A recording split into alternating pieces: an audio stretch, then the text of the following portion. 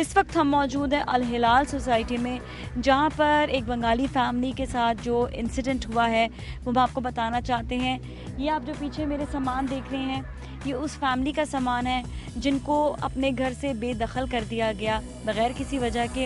हालांकि ये लोग कई अरसे से इस मकान में रह रहे थे जब इनके वालिद साहब ज़िंदा थे। 2 बहनें हैं यहाँ पर जो रह रही हैं। इनके वालिद साहब जब ज़िंदा थे उससे पहले से ये लोग यहाँ पर रह रहे हैं, और कुछ अरसा पहले, बल्कि हमें 2-2.5 साल पुरानी बात ही है कि अचानक से इनके घर पे कब्ज़ा कर लिया गया। ये सब क्यों हुआ, किस तरह हुआ, ये सब तो हमें पूरी दास्तान वो खुद ही सुनाएंगे। आइए उनके पास चलते हैं। ये भी बात है कि वो मिलती नहीं है किसी से भी। हम कोशिश कर लेते हैं उनके पास जाकर कि शायद वो मुलाकात कर लें हमसे।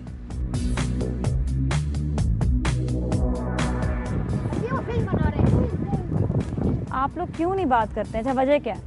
वजह कुछ नहीं है, हमें पता है सब आते हैं, अपना अपना ही जो उनका होता है। ये कहते हैं ना, एक तूफान आता है और तूफान सब कुछ बहा के ले जाता है और सब कुछ बहा के ले जा। अब क्या है?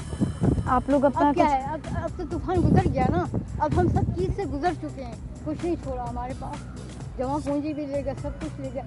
पता है, हम ये सिर्फ ज़मीन के ऊपर एग्जिस्ट कर रहे हैं, ना हमारी आइडेंटिटी है, ना कुछ है, ना डॉक्यूमेंट है, ना कुछ है। पहले ये तो बताया हमें, ये बताया हुआ क्या था हमारे घर को?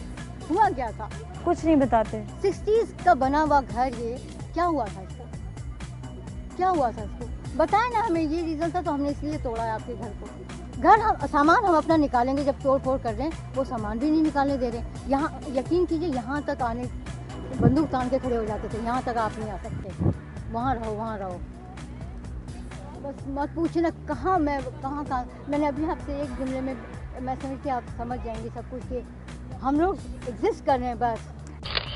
अभी हमने जिस तरह आपको बताया कि हम उस फैमिली के पास आए थे जो यहाँ पर रह रही हैं। बाहर सड़क पर 2 बंगाली ख़वातीन हैं, लेकिन वो हमसे बात नहीं करना चाहती। उनका ये कहना है कि 2 साल से चैनल्स वाले उनके पास आ रहे हैं, अपनी अपनी कहानियाँ लेकर जा रहे हैं, अपने अपने चैनल्स के पेट भर रहे हैं, लेकिन आज तक उनका कोई मसला सॉल्व नहीं किया।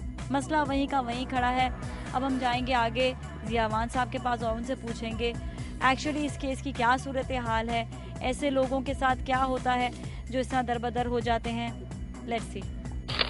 हम इस वक्त मौजूद हैं एडवोकेट ज़ियावान साहब के पास, जो काम कर रहे हैं इस वक्त ह्यूमन राइट्स के लिए, और इन्हीं से हम बात करेंगे इस केस के हवाले से कि जो 2 बंगाली ख़वातीन हैं उनको घर से बेघर कर दिया गया।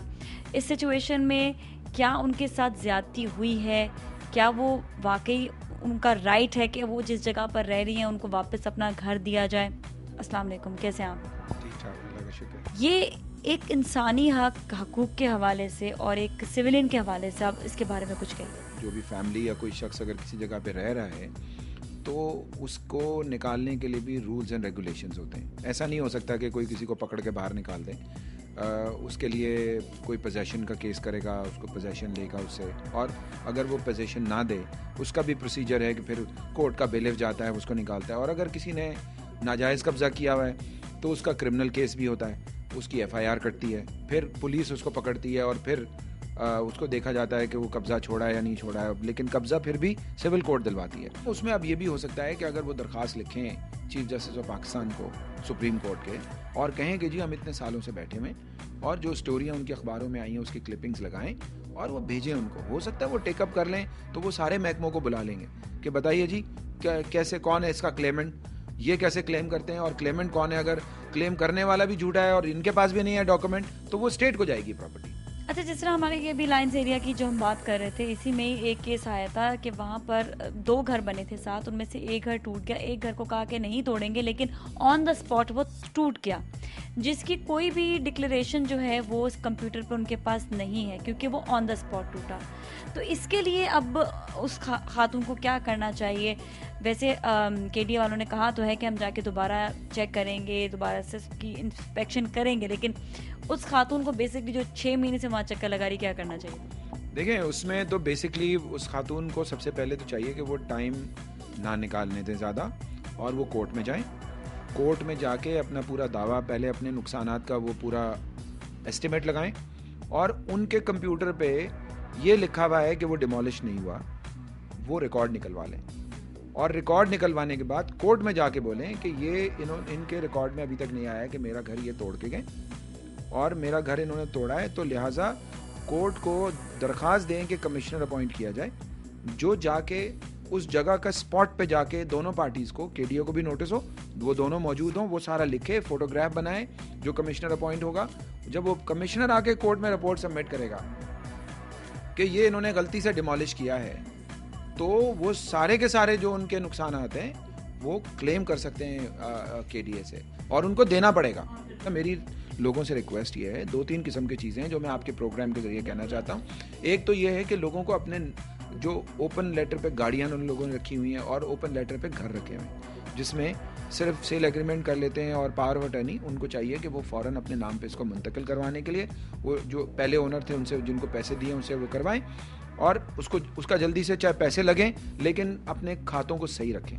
तो बेहतर है कि अपनी प्रॉपर्टीज़ अपने नाम पे लोगों को करनी चाहिए और वो थोड़े से पैसे जो आप गवर्नमेंट को देते हैं स्टैम्प पेपर के नाम पे, उससे आपके हकूक़ जो है ना वो हो जाते हैं, मजबूत हो जाते हैं। Thank you so very much. आज आपने जितनी इन्फॉर्मेशन हम लोग को दी है, इसके लिहाज से तो शायद मैंने भी आज बहुत सीखा और हमारे जो देखने वाली आवाम है उसने भी बहुत सीखा होगा। हर चीज़ में लीगली जाना चाहिए, हर चीज़ में लॉ के बारे में बहुत जानना चाहिए। थैंक यू सो मच, आपका बहुत बहुत शुक्रिया वंस अगेन। इसके साथ ही नाज़रीन, अगर आपके सामने भी कोई मसाइल हो, आप हमें ईमेल कर सकते हैं rush@duniatv.tv पर। अगले हफ्ते फिर मिलेंगे। नाज़िया मलिक और मेरी टीम को इजाज़त दीजिए। अल्लाह हाफ़िज़।